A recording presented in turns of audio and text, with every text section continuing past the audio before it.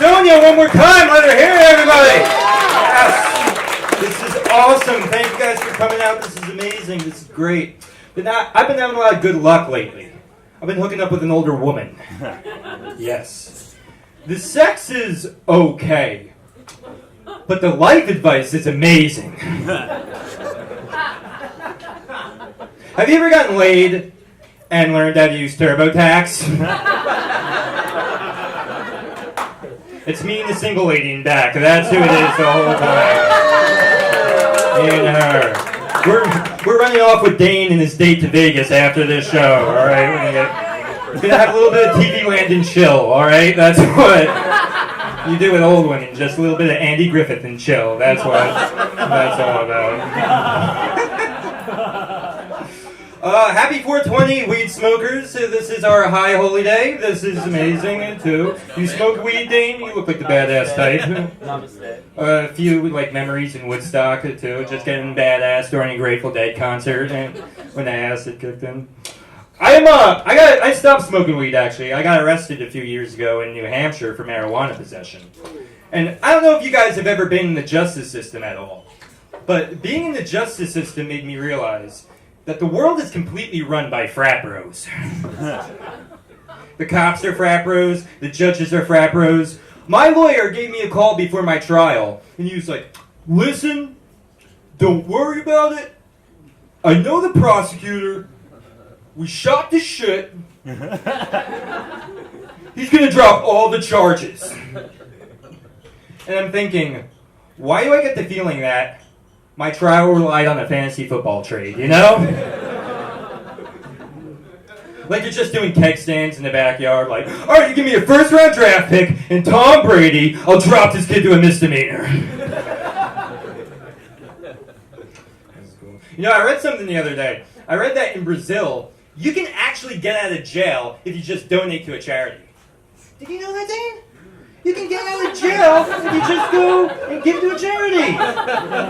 So you know, when you take hookers back there for your next business trip, you know to donate all that money to get out of there. You can get out of jail. She's like, I'm writing this down for him later on. He needs to know this. I'm tired of bailing him out of Peru. I gotta get this to know. You can get out of jail in Brazil if you give to a charity. Which I wish they had that rule here, because so many charities would thrive off my DUIs. A cop would pull me over. How much do you have to drink tonight? Enough to cure breast cancer. That's how much. There'd be no more homeless animals if you saw how much weed's in my glove compartment right now. Diabetes would be cured off of the cocaine in my trunk. So many ribbons, so many ribbons. So many ribbons. We're solving world hunger off of all the drugs. Me and Dane heading for the Mexican border right now. What's going on? So I'll give you a little bit about myself, a little bit about my childhood. My favorite TV show as a kid was Jerry Springer. Yes. Which may explain the DUIs in life. Thank you, the Jerry chant right here. The rest of this crowd is fucking Maury fans right now. We don't associate that with them Jerry people, okay? We're our own tribe, all right? Jerry. Thank you. I'm starting a movement, goddammit, right here. I didn't know this, sir. Jerry Springer used to be the mayor of Cincinnati. Woo! Did you know that? Yeah. Jerry Springer also ran for Congress, too, as well. Which means that Jerry Springer has more political experience than our current president right now. So in 2020, I'm voting for Jerry Springer for president. Because no one can handle the tough situations like Jerry Springer can. I feel like I could just see him fielding questions from reporters. Oh, well, Mr. Springer, what do you know about the Middle Eastern conflict? Well, what do you know about calming down a hooker named Starfish? Jerry 2020, people. Jerry 2020. It is, though, a very divisive time, though, politically. You gotta learn how to talk to the other side. Like my buddy, he's a huge Trump supporter. And when I talk to him, I'm like, why do you like Trump so much? And his answer, he can relate to a common man like me. He can relate to a common man like me. Now, here's the thing. If there's a president that I can relate to, they're not qualified to be president. Because I'm a broke stand-up comedian. I'm not going to the voting booth asking, hey, did this candidate also steal toilet paper from McDonald's? Like, that's...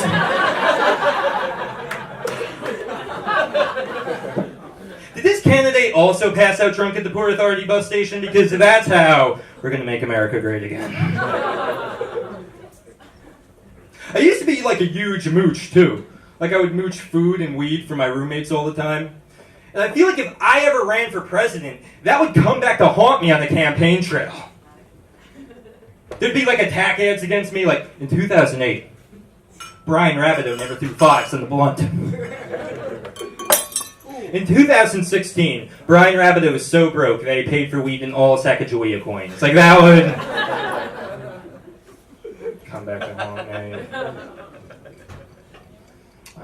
I get a lot of anxiety. Like, I'll give you an idea. I have this nervous twitch. Whenever I get nervous, I take the bottom of my shirt and I start rubbing it really fast like this.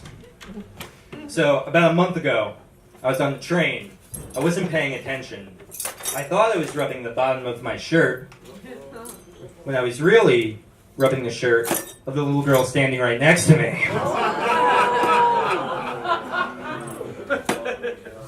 And her dad's just staring at me. Just furious and terrified. And the first thing I could think to say to him was, I'm sorry, I just got overexcited.